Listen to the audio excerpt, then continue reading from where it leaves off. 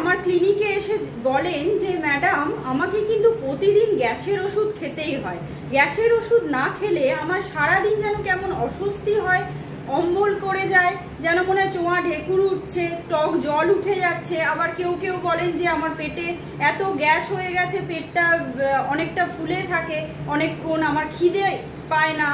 এই সমস্ত কারণের জন্য তিনি নাকি প্রতিদিন গ্যাসের ওষুধ খেয়েই চলেছেন। আমি একটা বিষয়ে একটু সাজেস্ট করব যে আপনারা এই গ্যাসের ওষুধকে কিন্তু কখনোই নেশার পর্যায়ে নিয়ে যাবেন না।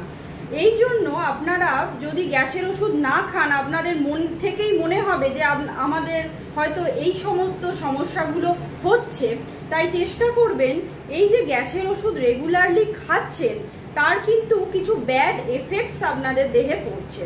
যেমন আপনাদের কিডনি ক্ষতিগ্রস্ত হচ্ছে, তার পাশাপাশি বোন হেলথ মানে হাড়ের ক্ষতি হচ্ছে। এছাড়াও আপনাদের যেহেতু গ্যাসের ওষুধ রেগুলারলি খাচ্ছেন, আপনাদের পাকস্থলীতে যে HCl অ্যাসিডটা আছে সেটাও কিন্তু তৈরিতে বাধা দিচ্ছে।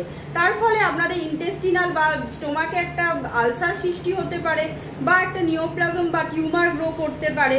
এই সমস্ত সাইড এফেক্টসগুলো কিন্তু হবে। তাই এটাই আমি সাজেস্ট করব, অবশ্যই আপনারা গ্যাসের ওষুধকে নেশার পর্যায়ে নিয়ে যাবেন না। প্রয়োজন পড়লে খেতে পারেন, কিন্তু আদারওয়াইজ বন্ধ রাখবেন। নমস্কার।